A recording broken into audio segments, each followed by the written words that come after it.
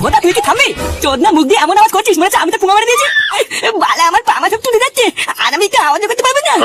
না পারবি না, এরকম আওয়াজ করলে কিন্তু আমি তোকে এখানে ফেলে চলে যাবো। ভোদা মারা তো যখন পারবি না তখন এই বালের খেলা খেলতে গেছিস কেন?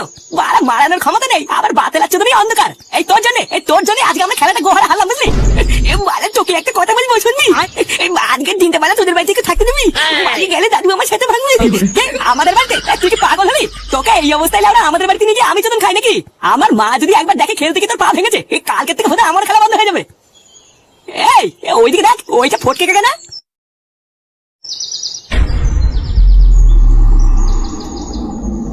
হ্যাঁ রে, ফটকে কাকা এই সময় ফাঁকা জায়গায় কি করছে? ও মানে তুই দেখ আমাকে তাড়াতাড়ি বালি করতে নিয়ে আমি দাঁড়াতে পারছি না। হ্যাঁ চল চল। শালা শুয়োরের বাচ্চা, কিছু বললে বলে একেবারে সাপের পাঁচ পা দেখাচ্ছিস। হ্যাঁ, সারাদিন শুধু খেলার খেলা, আজ তো সেটার মধ্যে আমি খেলা ঢুকাবো। দাদু আমি আর করবো না দাদু, আমাকে ছেড়ে দে দাদু। শুয়োরের বাচ্চা আমার কথা বলছিস? পাড়া তুই পড়াশোনা স্কুল সব খেলার মধ্যে ঢুকিয়ে খেল থেকে পা ভেঙে বাড়ি আসবি, আমি ছেড়ে দেবো? হ্যাঁ এই দেখো, ওকে তুমি ওইভাবে মেরো না, বাচ্চা কাছে মানুষ ভুল করে ফেলেছে, এবারে মতন ছেড়ে দাও। এই তুমি বেশি না যদি ঘরে যাও তো একে ছেড়ে দেবো। হ্যাঁ একে ছেড়ে দেবো। লেওরা আমি এই দিনটা অপেক্ষা করছিলাম, সারাদিন গায়ে হাওয়া লাগিয়ে খেলে বেড়ানো, আজকে আমি দেখবো তুই কত খেলা খেলতে পারিস। দাদু তাহলে আমি আজকে যাই বুঝলা, আবার অন্য কোনো দিন সময় করে আসবো। কেন না শান্তি ছেলে, যাবি কেন? হ্যাঁ তুই তো ভাত খাই যা। সারা শুয়োরের বাচ্চা, তোর জন্য আজকে আমার দাদু ভাই এই অবস্থা, আর তুই চলে গেলে হবে? বাবা ওই ঢ্যামাটা সেটা ভাবো তো, ওই ঢ্যামাটা এবার ফাটাকে বাড়ি থেকে নিয়ে যাই।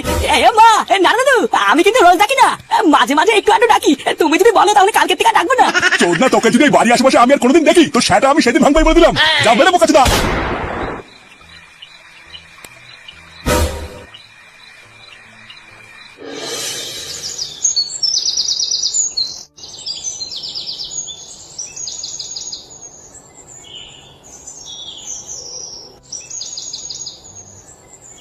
আরে বৌদিজি, হাতে ব্যাগ নিয়ে কোথায় গেছিলে? হ্যাঁ বাজার টাজার করে আনলা নাকি?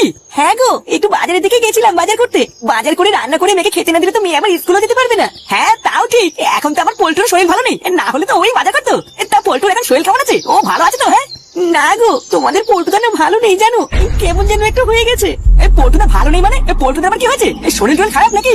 এই হ্যাঁ গো এই পল্টুর যে শরীর খারাপ এটা তুমি আমাদের আগে জানো না কেন?